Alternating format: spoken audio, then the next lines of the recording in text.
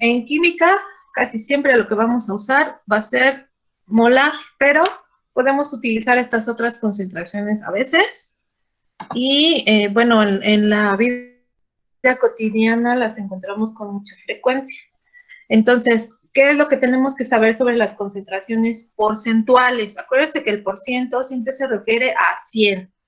Siempre se referimos al 100% o 100 partes.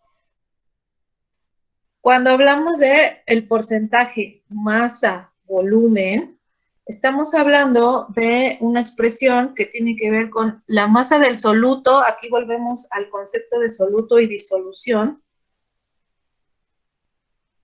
Y estamos hablando de cuántos gramos hay, cuánta masa hay en 100 mililitros de disolución. Es la forma de concentración más fácil porque es cuánto pesa en 100 mililitros de disolución. Normalmente nosotros, si nos dicen, prepárame una disolución 20% masa volumen, yo sé que voy a pesar 20 gramos y los voy a poner en 100 mililitros de agua. Ah, pero fíjate, quiero 100 mililitros, quiero 200. Ah, bueno, entonces tengo que hacer mi reglita de 3 para saber que no eran 20 gramos, era el doble, ¿no? Eran 40. Y así. Ah, pero no quiero 20, quiero 10. Ah, bueno, pues también hago mi reglita de 3. ¿Cómo plantearía mi regla de 3 en este caso? Si yo quiero 20 gramos en 100 mililitros, y ya abajo pondría, ah, bueno, si tengo tantos gramos, o si tengo tantos mililitros, o si quiero tantos gramos, o si quiero tantos mililitros, y hacen su regla de 3. Espero que todos manejen bien las reglas de 3, porque es una forma más sencilla de visualizar a lo mejor las operaciones. Otro tipo de expresión de la concentración es el porcentaje en masa. ¿En qué casos ocupamos el porcentaje en masa-masa? Cuando tenemos mezclas de sólidos, por ejemplo, ¿no? Si yo preparo una harina para galletas, voy a tener 1 kilo de harina, pero voy a echarle como 10 gramos de azúcar, ¿no? O 10 gramos de polvo para hornear, o 10 gramos. Esa es una mezcla sólido en sólido, ¿no? Aunque sea muy poquito lo que le voy a echar, pues al final lo tengo que tener mezclado completamente con la harina, aunque sea mucho volumen de harina. En ese caso, mi disolvente es la harina, porque es la que está en mayor concentración. En esos casos, pues forzosamente necesito trabajar con masas entre masas, el porcentaje masa de masa. Cuando lo vemos así, masa, volumen, lo que estamos expresando ahí es en qué estamos viendo el soluto, lo que está en el numerador, en la parte de arriba, y en qué estamos viendo el disolvente, si lo vemos en volumen, si lo vemos en masa y demás. Por eso los expresamos así, masa, volumen y demás. Así, esa es la explicación de por qué los ponemos así.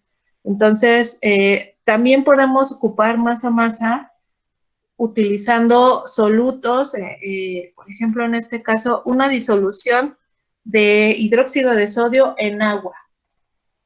¿Cómo sé cuánto pesan 100 gramos de agua? Pues me tengo que acordar de mi fórmula de la densidad y saber que la densidad del agua es 1, o sea, que pesa 1 gramo por cada mililitro.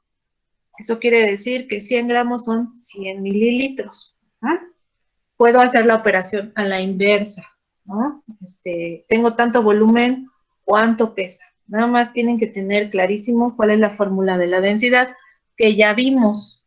Entonces, creo que ahorita ya se dan cuenta que pues, en esta materia, todo lo que van viendo, el conocimiento se va acumulando y lo seguimos ocupando, ¿no? Lo vamos a seguir ocupando hasta el final. Así funciona en esta materia. Entonces, de esa manera yo puedo saber cuánto pesa un líquido. Si no fuera agua y no me dan la densidad, yo no puedo conocer cuál es su masa y entonces tengo que trabajarlo como volumen sobre 100 mililitros de disolución, porque no tengo de otra. En el caso del agua, pues es conocido por todos que su densidad es 1. Entonces, de esa manera yo puedo trabajar este tipo de porcentajes. Aquí fíjense que lo que aparece en el denominador, en la parte de abajo, es la masa de la disolución completa. ¿Cuánto pesa el soluto con el disolvente? En el ejemplo, me están preguntando cuál es la concentración en porcentaje en masa y me dicen cuánto tengo de hidróxido de sodio y cuánto tengo de agua. El soluto, porque está en menor concentración, es el hidróxido. El disolvente, que es el agua, está en mayor concentración, es el agua. Pero lo que yo estoy poniendo aquí en la fórmula es lo que pesa en total la disolución, soluto más disolvente. No se vale aquí nada más poner 100 gramos de agua, como es en el caso del porcentaje masa-volumen. Aquí sí necesito considerar la masa completa de los dos componentes, del hidróxido y del agua. Ahí sí necesitamos tomar en cuenta los dos. ¿Puedo tener mezclas de varios componentes? Sí, podemos tener mezclas del número que quieran ustedes de componentes. Siempre al final vamos a tener una masa total de la disolución que tiene que ver con la suma de todas las disoluciones, de todos los componentes de la mezcla, todos los solutos y el disolvente, ¿no? Entonces, eso también lo tienen ustedes que tener en cuenta. Hay que revisar bien los ejercicios. Respecto al porcentaje en volumen, es similar. Hay que poner el volumen del soluto con el volumen de la disolución. ¿En qué casos trabajamos el porcentaje en volumen? Lo trabajamos cuando son líquidos mezclados con líquidos o cuando son gases. Por ejemplo, en el aire, ustedes saben que la composición del aire tiene 72% de nitrógeno, es el disolvente en este caso. Y de oxígeno, ¿cuánto tiene? No sé, 12%, ¿no? Digamos, por ahí. ¿Cómo o sea, por qué lo expresamos en volúmenes y no en masas?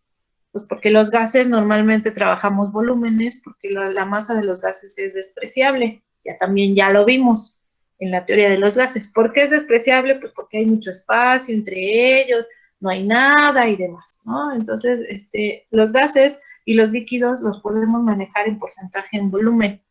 No los vamos a manejar en porcentaje en masas.